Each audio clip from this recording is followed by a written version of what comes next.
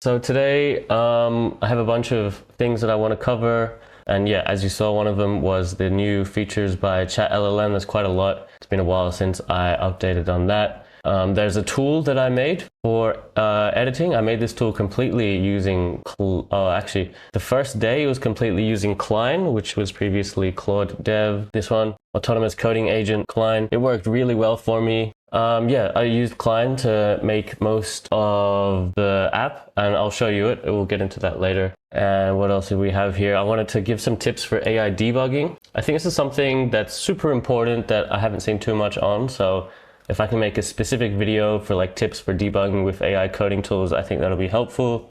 And then this little interaction with Mahir in the Discord was interesting. So yeah. Okay. So yeah, let's start off with these ChatLLM features. I think that's what I want to start off with. So they've introduced RouteLLM. Now, RouteLLM, I don't know if you guys remember this. There was a paper, it's like a framework for pretty much routing your prompt to the best LLM for your prompt. A framework for serving and evaluating LLM routers. So RouteLLM in itself wasn't a router from what I understood. It was like a framework for routing. So I don't know, I didn't really understand how to implement it. And I never really saw anyone implement it. I don't know, I didn't probably look at it, but now we have it in ChatLLM. So let me see if I still have my ChatLLM. Lazy, what's up? Good to see everyone in the chat. Yep, so you can just pick RouteLLM here. And essentially what it does is you give it a query and it's smart enough to know which LLM would be the best, which model would be the best LLM to answer your query. So for instance, we know that like Claude Sonnet is better at coding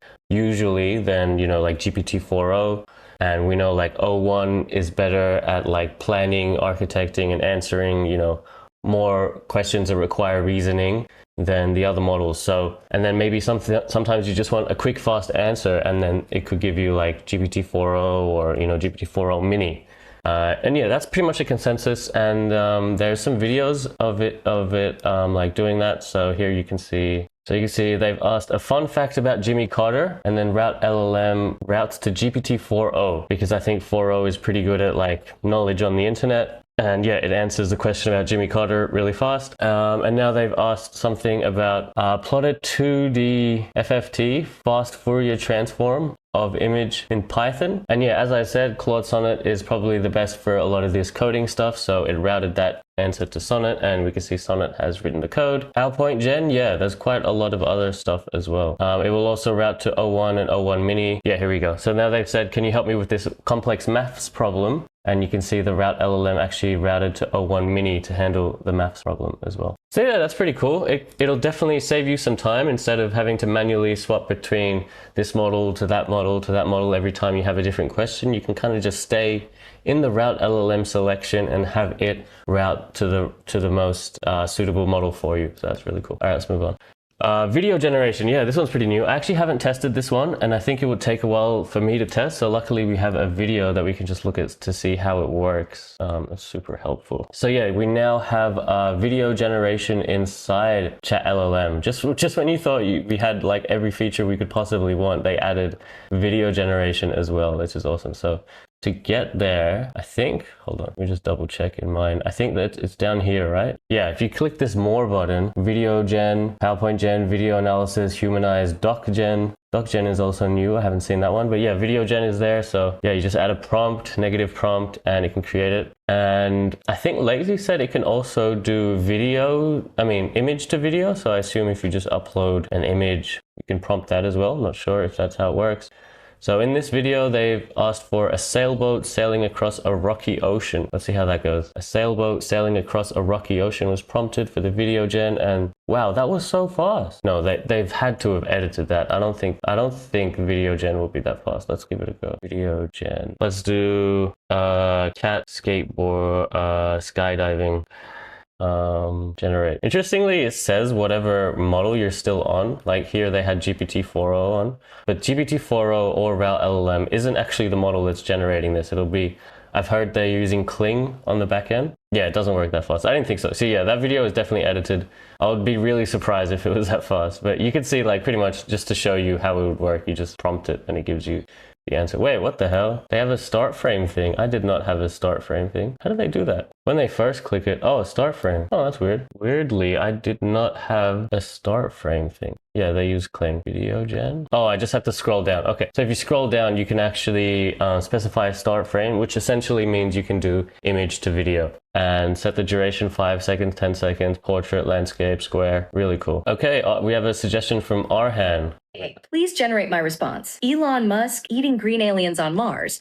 Sure, we can do that. Yeah, guys, I'm open to suggestions. If you want to see anything in particular, please let me know. Arhan has asked for Elon Musk eating green aliens on Mars. Now, I'm not sure if Kling actually knows about Elon Musk. We'll see. I think this will actually take like minutes. So, and I'm doing 2 at the same time. So yeah, I'm not sure. Yeah, I hope you stick around for like 10-15 minutes because I think this actually takes quite a while. Oh yeah, search LLM. This one's super useful. Being able to search from live internet because, you know, obviously LLMs have a cutoff date, and yeah, having search LLM similar to Perplexity is really helpful. So it's really awesome that Abacus has all of these great tools that you really need. And instead of having to pay a subscription for all these different tools, you can have just the Abacus ChatLLM subscription and have all these great tools in one place. Oh, here we go. We have our first. Oh, we actually got the Elon video. Wait, no, we don't. Okay, this is a skydiving video. Oh shit, I hope it still does the Elon. So I tried to do 2 videos at once. That might have messed it up. The first one was a cat skydiving, so that's actually pretty cool. That is definitely a cat skydiving. It's just a weird angle for it, but yeah, I mean, I can't say that's not a cat skydiving. That's definitely a cat skydiving. Nice, Tompus, you're edging and gooning during this stream. Thank you. I appreciate it. You're definitely the #1 gooner on this stream. Oh, here we go. I think we got Elon Musk. Okay, so as I said, I don't think it's actually trained on Elon Musk. Because, I mean, that's kind of close. That kind of looks like Elon. And green aliens that look like apples. There you go. Who asked for that? Arhan. There you go. This is Elon Musk eating green aliens on Mars. Though it looks more like Clint Eastwood eating green apples in Texas. That's not even close to Elon. Come on, it's a white male. That's pretty close. Yeah, search LLM. Let's watch this video. So you can see it's actually searched the web and provided results. Now I saw someone ask, look, if you ask, let's compare here. If you ask, how many kids does Elon Musk have? I think ChatGPT says something like 11, right? And this, you can see it's not actually browsing the web, but if we say browse the web to see if this is true, and also at the same time, let's search LLM, how many kids does Elon have? Let's see if we get a more accurate result. We should if they search the web. Oh, cool. It even gives you images. That's really nice. Okay, so according to the web, Elon has 12 children, according to Search LLM. So ChatGPT only said 11. And then after we search the web, okay, web says 12. Yeah, see? So you get like a better, more accurate result probably if you get live data off the internet. No surprises there. Put a slash in ChatGPT and then you can search. Oh, I did not know you could do that. That's cool. Thanks for that. Pro tip from Lazy, if you put a / in your ChatGPT input box, you can actually pick picture or search. That way you can specify for it to use these things. And I guess if you had Pro, you'd probably have like the one that executes Python, like code analysis or whatever the hell they call it. But I don't have ChatGPT Plus anymore. So okay, we have doc generation as well in ChatLLM now. Let's quickly try that. Bob says, you don't think GPT Pro is worth it? It depends. Definitely is worth it if you want. It's $20 a month. And everything I'm showing here in Abacus is $10 a month. So it's half the price. Now, one thing I need to let you guys know for Abacus AI, which I probably won't mention in the short form of this, is that Abacus AI, one of the limitations and the reason they get it so cheap is they don't let you input context more than like 20,000 tokens. So that is one limitation. Whereas if you play for GPT Plus, you can probably use the whole input context window of ChatGPT. Describe the document to generate. So it can make PowerPoints. Wait, did they give us a video? Okay, good. Let's just watch that video. Okay, they said create a presentation on the Indian revolt of 1857 in 5 slides. Return for PPTX file with bullet points on each slide. So it actually creates you the PowerPoint file from scratch, which you can then later edit. So there you go. They've downloaded the PowerPoint file here, saved it, opened it, and there you go. I mean, it looks pretty basic, but I mean, it's a starting point with everything. That's probably a lot faster than if you were to make the starting point from scratch, for sure. Doc to interactive app. So you can take a PDF and turn it into an interactive app. That's pretty cool. Here they got this Spotify Q4 update. They've uploaded it into ChatLLM and asked to create like an interactive dashboard, it seems. And yeah, so like ChatLLM can do pretty much the same as artifacts like Claude. So you get this like web app kind of thing, interactive charts made with ChatLLM. Yeah, shout out to ChatLLM. If you guys want to try it out, you can go to abacus.ai/ChatLLM. Is that right? abacus.ai/ChatLLM. I'm pretty sure. I think that'll bring you there. It's $10 a month. You get like 3 months free for starting. I can refer people, but I don't think I get anything. I don't think you get anything. And I'm not too fussed. I think I get like, I referred one person, I got $5. So, I mean, oh, you can cash that out. That's actually pretty cool. Oh shit. That's actually pretty nice. Maybe I should put this in my referral link. Mob says, I wish Abacus had access to custom GPTs. Yeah, oh, actually, let's show that before we do this. So Lazy in the chat actually made a custom agent with Abacus. So you can, in Abacus, you can go, where is it? Down here, Agents Platform. If you click on Agents Platform, you can actually make your own custom agents similar to custom GPTs. See, I've kind of made a few testing. But yeah, Lazy is a super user of Abacus AI, and they've, actually, I don't think I have Discord open. They made an agent with ChatLLM, and they've somehow linked it to a Discord. So it's like a Discord bot. They said it's in the Agent Zero Discord. Here we go, Agent Zero. Here, I assume, is this it, Lazy? Agent Zero support bot. So you can go exclamation mask. Is it exclamation or is it slash ask? Both. Yeah, you can just chat with the Agent Zero. And this is all done with ChatLLM. It's a ChatLLM agent. I'm not sure, they give you an API, I suppose. And you can link your Discord bot to it. So yeah, even answers in different languages. And I'm sure Lazy has fed it with all the documentation for Agent Zero. So you can be an Agent Zero support bot. Super cool. Let's see how fast it is. Ask, how can I run Agent Zero on my machine without Docker?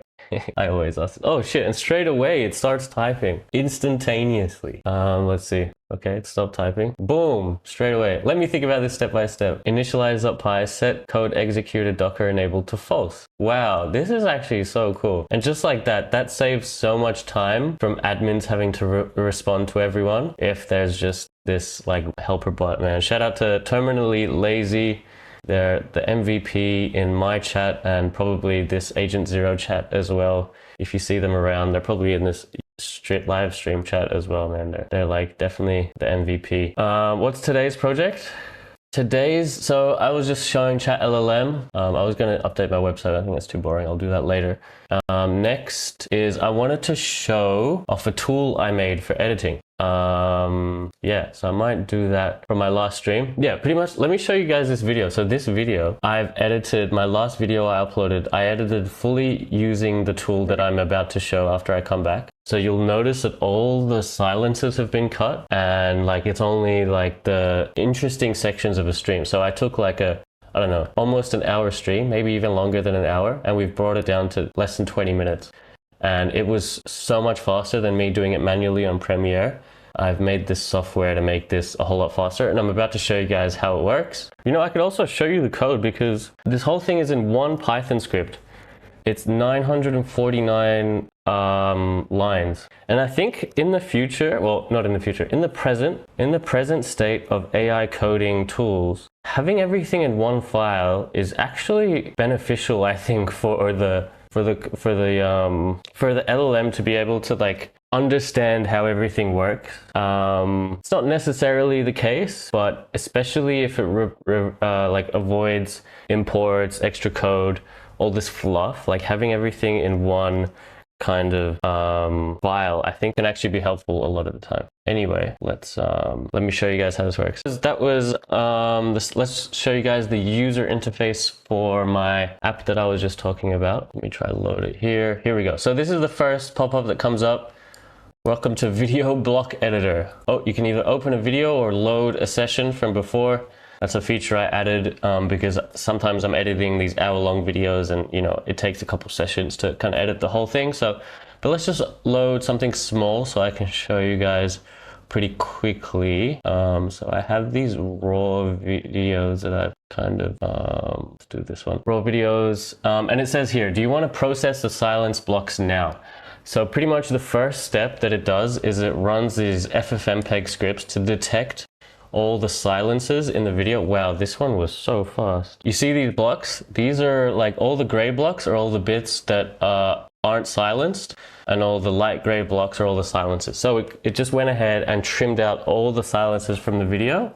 Now we can play this by just pressing play, and it plays it. Now I've also got all these hotkeys, so I can go left, right, to skip all these blocks, and there's also a toggle mode. So you can see like the blocks that I've played so far, they've become what do you call this? Green. Green means it's gonna stay. Red means we're gonna remove it. And that's pretty much how, so we're gonna go through, this is the flow that I've invented. It's been inspired by this other app that I've used, but I think it's so good. So it's pretty much, I go through and I choose which blocks that I want to keep and which blocks that I want to remove, and pretty much by watching this whole video, skipping all the silences and just pressing the toggle button, I can edit this really fast. So I'm going to show you guys. So boom, I have boom, boom. Oh man. Boom. So you can see at the start, doing all these like false takes. So I'm going to go back. I toggle to the red mode, which means blocks will be excluded, and I play again.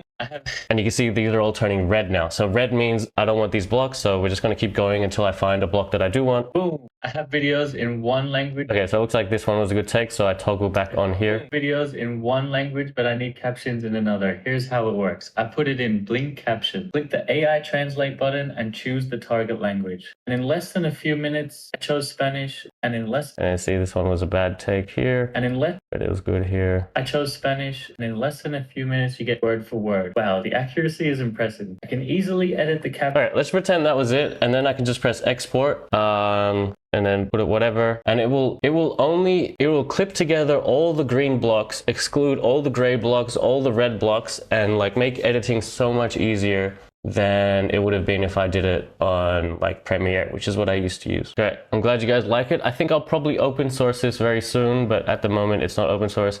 Let me show you the output file. Boom, boom. I have videos in one language, but I need captions in another. Here's how it works. I put it in blink caption. Click the AI translate button and choose the target language. I chose Spanish. And how good is that? All the silences have been trimmed, and it's only the good takes. And that was less than a minute. I really love that software. I made it specifically for myself. So good. Really happy with that. Flashy says, why don't you try sell it as a software? You know, that's a great question. I definitely could, but at this stage, I think the projections, if I sell it as a software, I think maybe like in an ideal state, I could make like, I don't know, like $1,000 a month, maybe more. It'll be a lot of effort, but I'm pretty happy if this is an open source thing, gains traction. You know, people contribute to it, and I just get the recognition of making a cool thing. I think slowly over time, we're transitioning more towards like sovereign, custom, like the age of SaaSes, selling all these SaaSes, I think is slowly dying out. I don't know, I could be wrong. Anyway, I think it's cool. Yo, Paul, what's up? Good to see all the OGs in the chat. Oh yeah, tips for debugging with AI coding tools. Definitely want to do that as well. Let's move on. So yeah, I wanted to give some tips for debugging with AI coding tools because I don't know, I haven't really seen too much on that. Maybe we can do some research. I've seen a lot of people make content on how to use the AI coding tools, like how to prompt, but I haven't seen too much on debugging. If I could give an overall tip for debugging is you want to give the agent, the AI, the LLM, the correct context for it to know exactly what the problem is, how you want it to actually work, and then let it figure out how to solve it, right? So 3 tips I have. So the first one is logs. So this goes back to what I just said about the context. The AI, like most of these agents still don't have direct access to see exactly like frame by frame the execution of your app. Now there is tools like AppMap, which kind of take care of this pretty well, but unfortunately they don't work with every single project. But essentially you want to give your LLM the knowledge of exactly the execution of how things happened, and logs is the way humans have been doing this for a long time. Logging at every single step. Every time you execute some kind of code, you do a log. So you know at what step things break, and that way you can go deeper. Pretty much you want you want to like process of elimination, eliminate all the bits of code that aren't producing the error, aren't producing the bug. And then once you know exactly what step the error is producing, you can go deeper onto that. You can get the LLM to theorize how to debug that. Now, so that pretty much comes down to prompting. So most of these agents don't have this logs thing in their system prompt, and I think that's a good thing. Logs add to the code base. A lot of the time they can add extra unnecessary information that you don't need. So you definitely don't need to be adding logs on every single prompt. But when things start to break, when you want to debug, that's when logs are really important. So let me try find where in the Discord, like, because someone asked me that. Let me see, debugging. Let's see if I can find it. Yes, this prompt right here. Add lots of logs so we can debug. This is something that I add after I add the issue. So this is exactly like the prompt that I just gave. So I said, there are currently some issues with playback. Sometimes the playback stops after it jumps to the block. Sometimes blocks are not jumped to correctly. Add a lot of logs so we can debug. So this is the magic sentence here. Add a lot of logs so we can debug, right?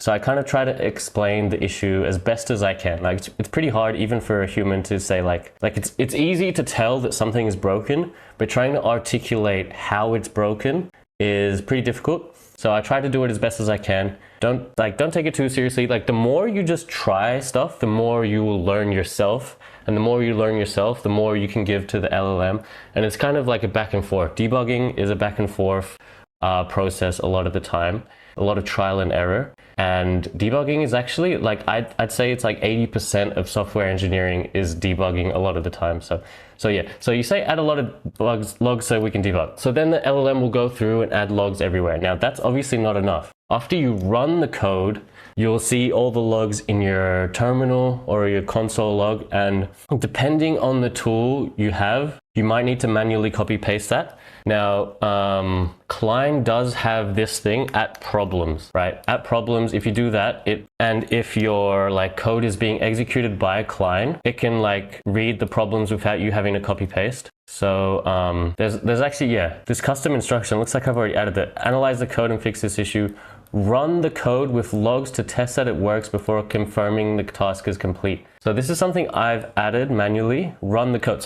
So when you tell Klein to run the code, it runs it in its own kind of terminal that it has access to. So you don't have to copy paste the logs. So I've kind of given it that, and it actually knows to, run the code and stuff. So, but I'm going to remove that because you don't need that every time, as I said.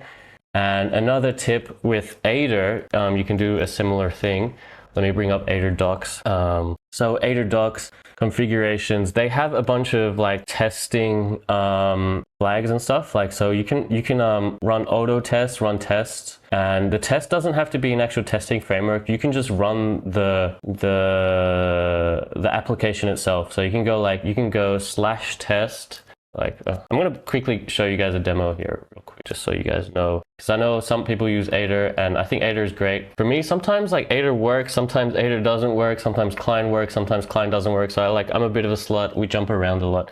But yeah, say you're running Aider, you can actually go /test and then just Python main.py. And this will run your program. I mean, it doesn't have to be Python main.py, whatever. And then you will get the logs inside Aider. So Aider will have access to all these logs. Let's just, I don't know, run this. I'm not sure if I see we have some logs here, and then we quit that, and there we go. And then you can see straight away Aider like goes ahead and tries to fix any issues that came here with test.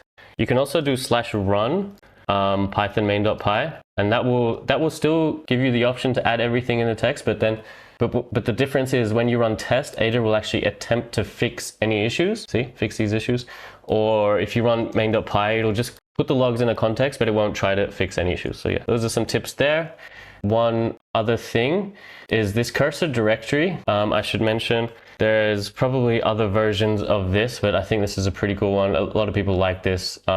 There's a whole bunch of these system prompts that can help. I don't know if there's any on debugging. They seem to be language specific. System prompts that kind of help guide these AI coding tools in the right direction. So those will probably help. Doesn't seem like there's any on a debugging specific, but you can build your own, just like how I showed before, my prompt for debugging, add logs and test until it works. I think that one was really good for Klein. These are all for Cursor, but I'm sure you could take a lot from one or the other and interchange them. But yeah, I hope that helps. Sujay says, has anyone tried using PearAI? Yes, I tried PearAI 2 months ago. At that stage, it was pretty much VS Code plus continue.dev. And they didn't have really much unique, except for they offered like 1 prompt for free or like 10 prompts for free.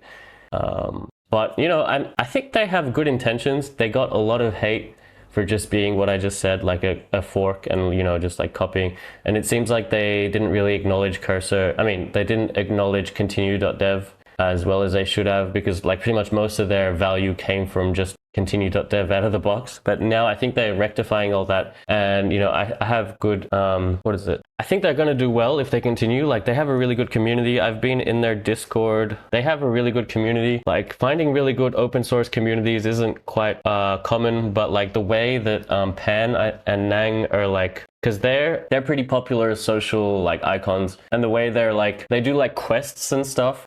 The way that they're gamifying this open source development is really cool. Yeah, wow, look at this. They have Perplexity now. They have all these new tools. So yeah, I think they're going to do great.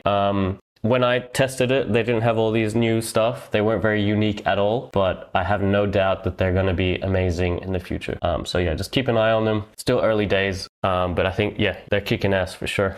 I think it was a bit...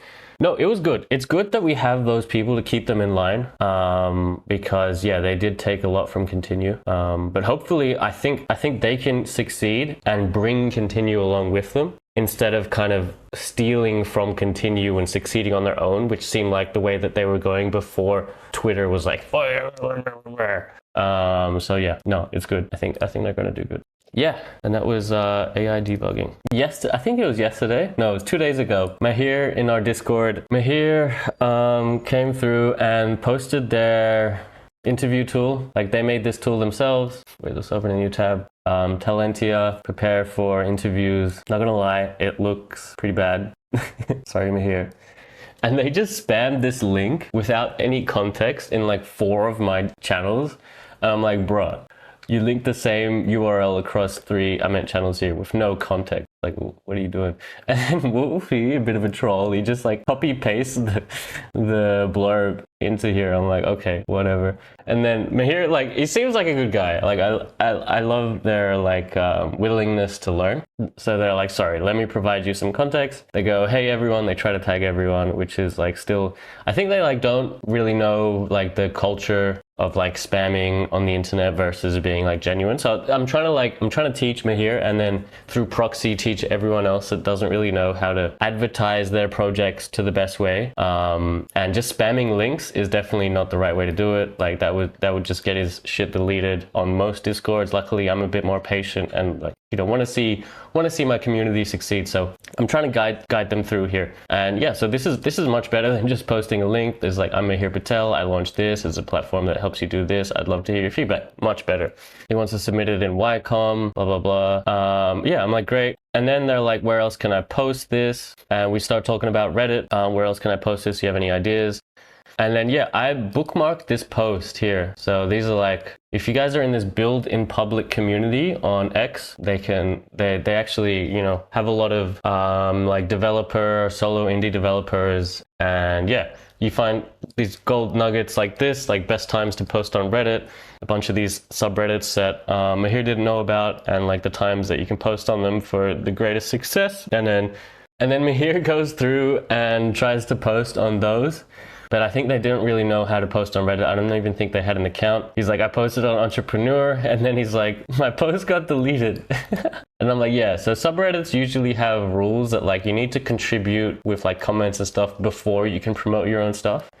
But yeah, every subreddit's different. You gotta read the rules, etc. And yeah, he kind of had some issues, but eventually he found a way to post it. And yeah, I helped him post it on my channels, and I'm like, yeah, I'm like, your delivery was very spammy. You just spam links everywhere, like a bot, a pre-LLM bot. Because these days the LLM bots actually like, give you some text context to go with it. But he just spammed the link like a pre-LLM bot, which is funny. Yeah, shout out to Brutal Strike and Lazy. We kind of like helped him understand how to vote. He ended up posting on our Waterloo. Yeah, it just still comes off as spam and the website itself doesn't look great. So, you know, a lot to learn from here, but I think just getting outside of your comfort zone and trying is better than like being scared and not trying at all. So shout out to them for even trying. Aditya said, I'm an Android developer planning to move to AI or build projects, something related to that. Should I move to AI or should I focus on any other technology? Yeah, definitely. That's a good thought that you want to, you know, at least be considerate of AI. Like you don't want to ignore AI and think it's just a fad.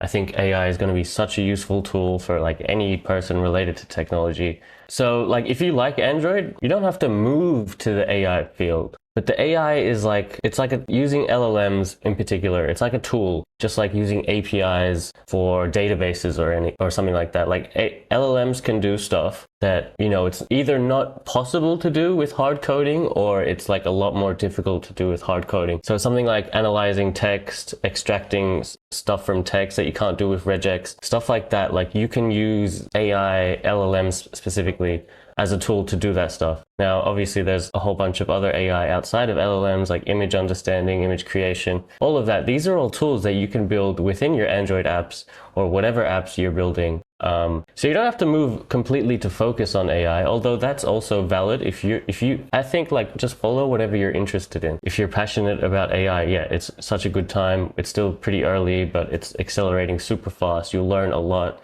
And you can get ahead by learning all this AI stuff. But yeah, thanks for the comment, Aditya. Hope that helps. Okay, Mobs, yo, what's up? Sujay, what's up? Can you show or tell about the process how these creators are automating their videos or content with lip syncing? How can this be done in an easy way possible? Yeah, there's a few things that do lip syncing very well. My favorite is HeyGen. Go to heygen.com. They have a whole bunch of like ways you can make your own avatar. So check this out. This is, I think we can see this. I regret to inform you that my physical representation has failed the 100 tips for 100x devs at day 2. I wanted to post valuable content every day, but couldn't keep up. So this is an attempt to make up for it. Yeah, so that was AI generated with HeyGen.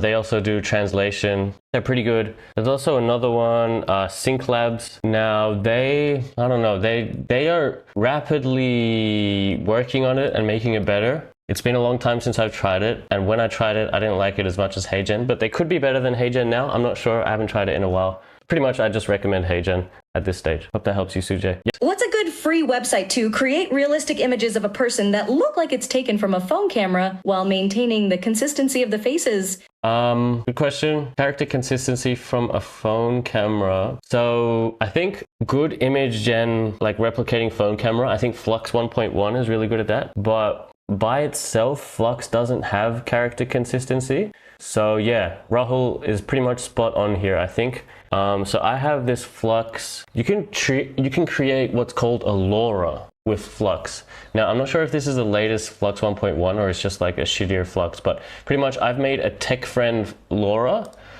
So it's pretty much Flux. Like LoRa, it's like a fine-tune adapter on top of like Flux. So pretty much like it knows what my face looks like, this LoRa, right? Low rank adaptation layer something. I'm not signed in. Let me sign in quickly. But yeah, pretty much this can create images of me. Now, I'm not sure how it'll do. Friend selfie with iPhone 10. Let's try that. Let's try get a selfie with an iPhone 10. Now this will take, this shouldn't take too long. Maybe like a minute max. Let's see. Here we go. It's already 50%, 80%. There you go. There we go. So, I mean, it's close. You can keep adding prompts to kind of make it more like what you want. But yeah, that's like pretty much my face.